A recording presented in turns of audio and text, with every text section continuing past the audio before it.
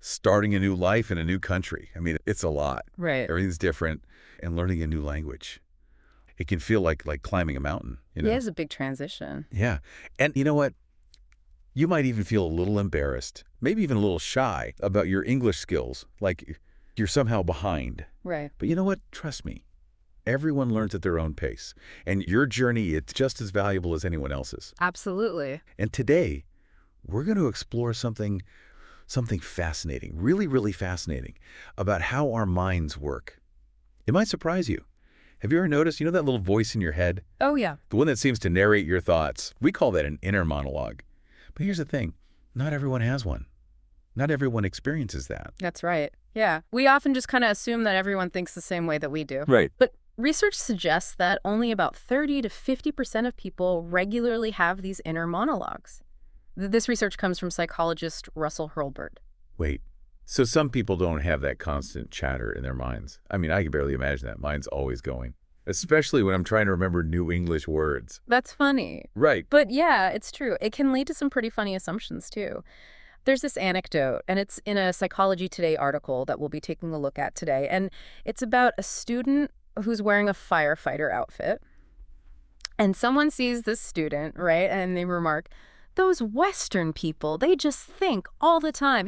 It's a humorous example of how we can just mistakenly believe that everybody's inner world is just like ours. It's the same as ours. Yeah, that's kind of hilarious. But seriously, Yeah. if not everyone has an inner monologue going all the time, how do they think? I mean, what's happening? What's going on in their heads? Well, it seems like there's a whole spectrum of ways that our minds process information. For some people, thinking might be less about words and more about images. Like imagine seeing pictures or scenes or even like a mental to-do list just flashing through your mind. Oh, The Psychology Today article suggests that this visual thinking, that might be really common among those who don't experience frequent inner monologues. that's so cool. It's like having a movie projector in your brain. Right. It makes me wonder if people who think visually are better at remembering things they see, Yeah. like new vocabulary words, for example. Yeah, that's an excellent question. And it definitely makes you think about the different strengths that people might have depending on how their minds work. And, visual thinking is just one example, right? Right. There's also, there's emotional thinking where thoughts are felt more as feelings than words. There's bodily thinking where thoughts are experienced through physical sensations. Wow. So it's not just about words bouncing around in our heads. Not at all. It's like a whole sensory experience. And there's even something called unsymbolized thinking, which is, it's a little bit more abstract. But think of it as intuitive knowing Okay. without any specific form. So like suddenly understanding something without being able to explain how you got there. Oh. Yeah. Okay, that's pretty mind-blowing. It makes you realize how much we don't know about how our own minds work. But though, let's go back to the inner speech for a moment. You mentioned there's a spectrum of experiences. What does that actually look like? So some people, they might experience inner speech only occasionally, while others, it's constant. Most of us, we fall somewhere in between. And it's not just a single voice either, a single voice in our heads. Oh. The SciShow video that we're looking at points out that some people have these internal monologues. It's like one voice is narrating their thoughts, but then others have these internal dialogues with multiple voices. They're debating or even playing both sides of an argument in their heads. Internal debates. That's so intriguing. It's like having a committee meeting going on in your head. Yeah, pretty much. Trying to make a decision. Do they ever actually win those debates, or does it just keep going back and forth? That's a great question. The sources we're looking at don't really delve into how those internal dialogues actually get resolved, but it does really highlight just how dynamic our inner world is. And even beyond the internal debates, some people, they imagine entire interactions, right? They're rehearsing conversations in their minds or coming up with these witty comebacks. Wow. Yeah. That makes me think about learning English. Do you think that practicing conversations in my head, even if they're imaginary, could actually help me become more fluent? It's definitely a possibility. Mentally rehearsing conversations could be like a mental workout for your language skills, By practicing the flow of dialogue and trying out different phrases in your mind, you might actually be priming your brain for real-life conversations. That's actually really encouraging. So even my silent inner chatter could be a secret weapon for learning English. Absolutely. It's all part of your mental toolkit. But remember, we've talked about how thinking, it goes beyond words, right? Right. Let's explore another really fascinating aspect of this. Musical imagery. Oh, yeah. The ability to hear music in your mind, that always feels like magic to me. Yeah.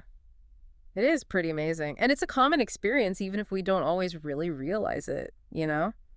Think about earworms, those catchy tunes that get stuck in your head. Hmm. They're like a perfect example of musical imagery. It's like your brain has its own soundtrack playing on repeat. Tell me about it. Sometimes I feel like my brain is a radio station I just can't turn off. But but I guess for musicians, that ability must be a real gift. Oh, absolutely. Musicians often use musical imagery to practice without even playing an instrument. They Okay. can mentally hear the notes, the rhythms, and the dynamics of a piece. Wow, that's like next level practice, right? Yeah, totally. It's like athletes who visualize their moves before a big game. Exactly. And just like athletes use mental imagery to improve their physical performance, musicians can use musical imagery to refine their skills and even to compose new pieces entirely in their minds. So it's not just about passively listening to music. Right. It's about actively creating and experiencing it Yeah, internally. yeah. That's incredible. And there's actually another type of imagery linked to music that's worth exploring. It's called kinesthetic imagery. And it's the ability to feel movements in your mind, often connected to the music you're hearing. Think about that urge to dance when a really catchy beat comes on, you know? You Yeah. might even start tapping your feet or swaying without even realizing it. Oh, I totally get that. Sometimes I can practically feel myself dancing, even if I'm just sitting still. Exactly. And dancers, they use kinesthetic imagery to practice their choreography. They mentally feel the moves and perfect their technique. It's like a mental rehearsal for their bodies. This is all so fascinating. It really makes you realize just how much is happening inside our minds, even when we're just sitting quietly. But it also makes me wonder, if all these thought processes are going on, can they actually affect our mental health? That's a great question.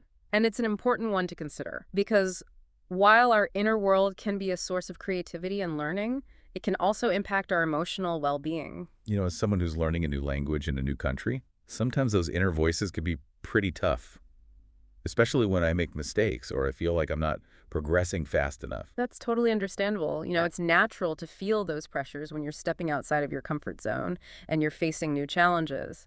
And that's where that connection between inner speech and mental health becomes really important.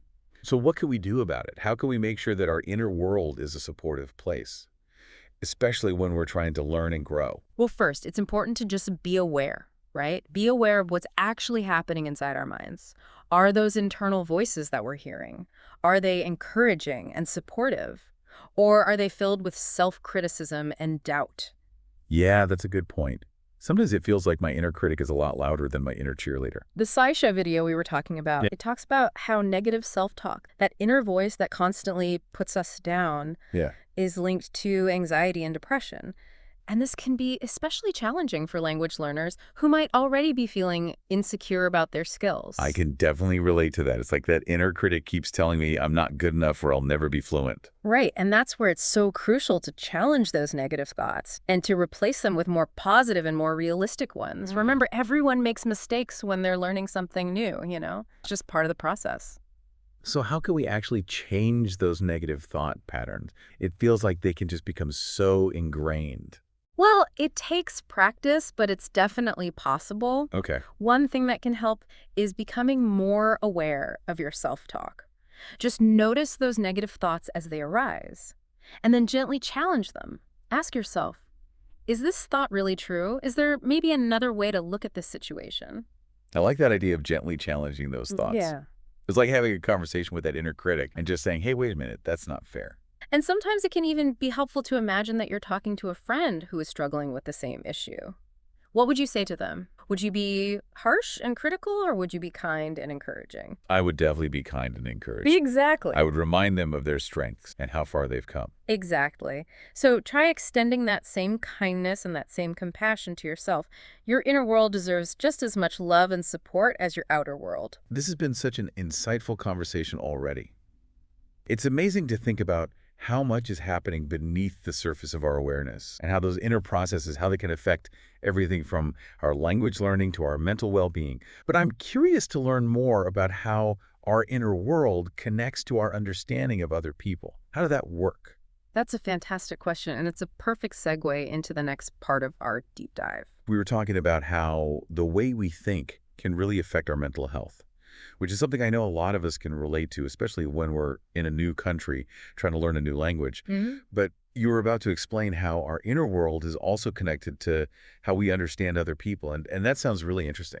It is. The SciShow video hints at this really fascinating idea. Remember those internal dialogues we talked about? Yeah. Those debates or conversations we have in our heads? Well, research suggests that similar areas of the brain are active both when we're engaged in those internal dialogues and when we're trying to understand somebody else's perspective. Hold on. So you're saying that when I'm trying to figure out why my new neighbor seems upset, my brain might be using the same muscles as when I'm like having a debate with myself. That's the idea. Some psychologists believe that this ability to understand other people's perspectives, sometimes called theory of mind, is rooted in our early childhood experiences.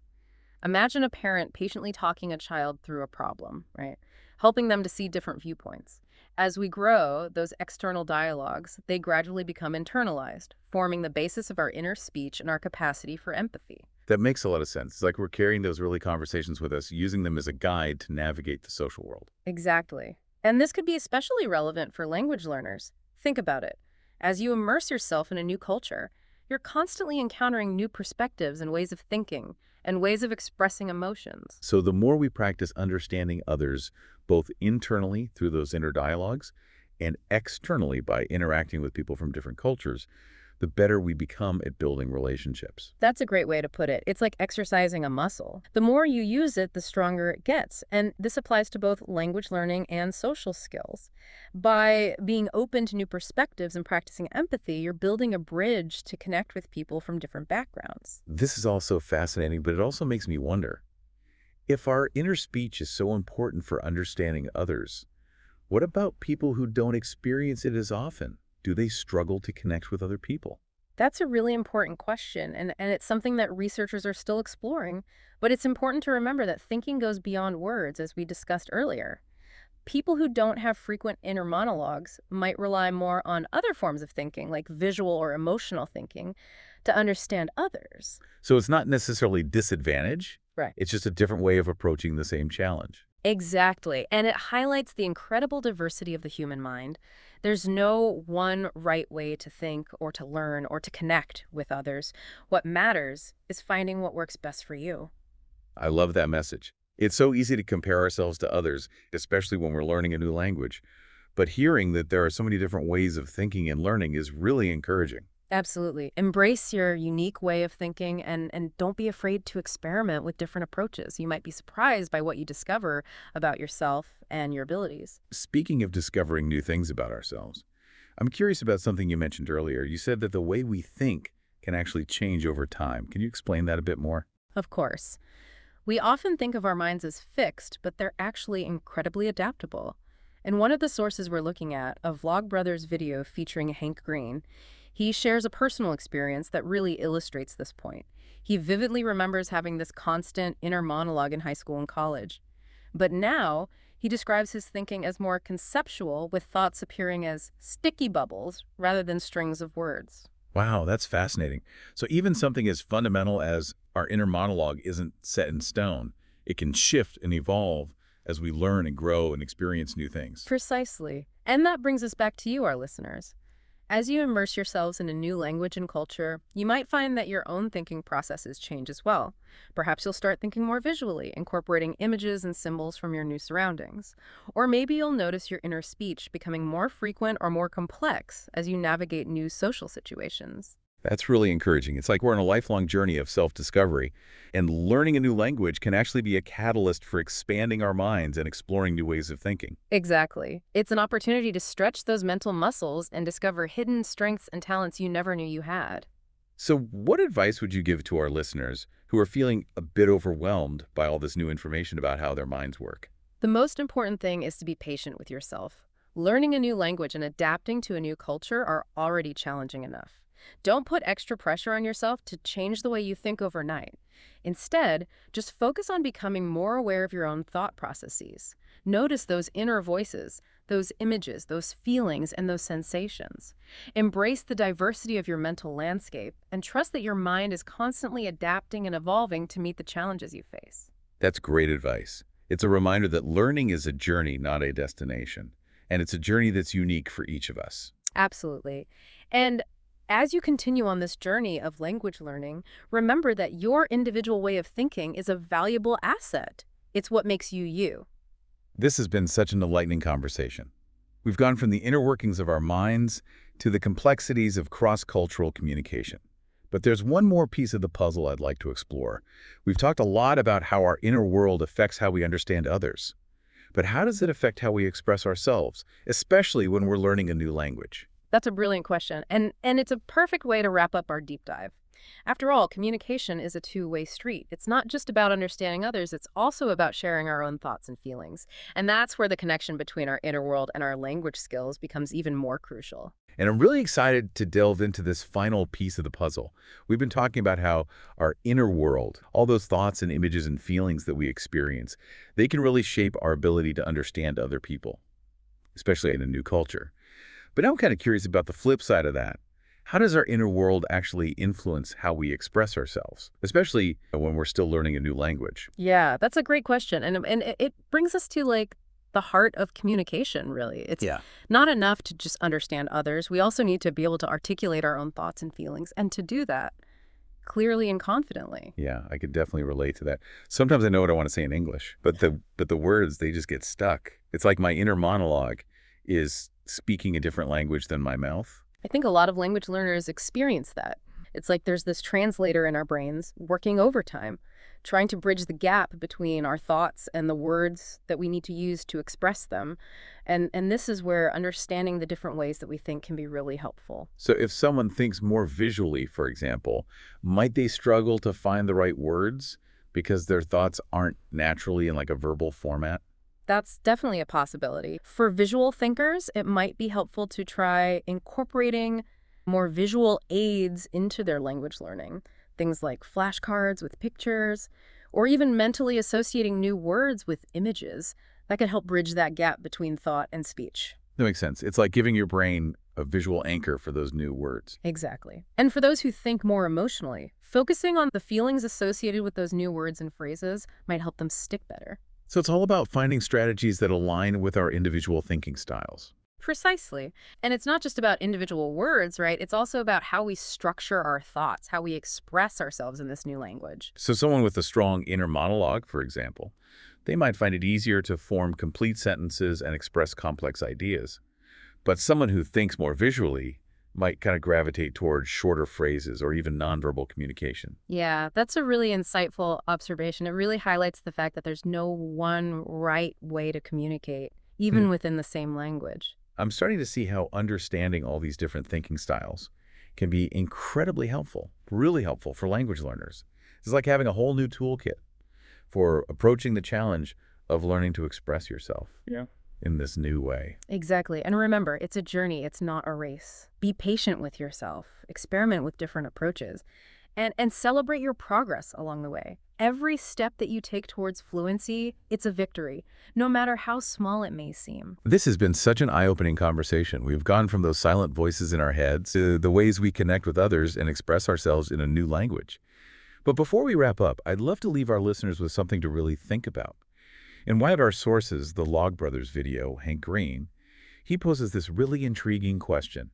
He wonders if the way we think, if it might actually change over time. That's a fascinating question, isn't it? It really challenges that notion that our thinking styles are fixed, right? Yeah. And it suggests that our minds are actually constantly evolving, adapting, finding new ways to process all this information. It's almost like our minds are on this lifelong learning journey, just like we are as language learners. Exactly. And who knows, as you continue to immerse yourselves in English and explore these new ways of thinking, you might find that your own inner monologue, it transforms, it expands, it might even quiet down as you discover new and more efficient ways to process information. That's a really exciting thought. It gives a whole new meaning to the idea of lifelong learning. Absolutely. And remember, there's no right way to think or to learn. Embrace the diversity of your own mental landscape and trust that your mind is a powerful tool, that it's going to support you on this incredible journey of language and cultural discovery. Thank you so much for sharing your insights with us today. This has been a truly fascinating deep dive into the world of inner speech and thought processes. I know I've learned a lot, and I hope our listeners have too. It's been my pleasure. Remember, your unique way of thinking, it's a valuable asset, especially as you navigate those challenges and those joys of learning a new language. Embrace your inner world and never stop exploring the amazing possibilities of your mind. And to our listeners, keep those minds curious. Keep practicing your English. And keep embracing those aha moments. We'll be back soon with another fascinating topic to unpack. Until then, happy learning.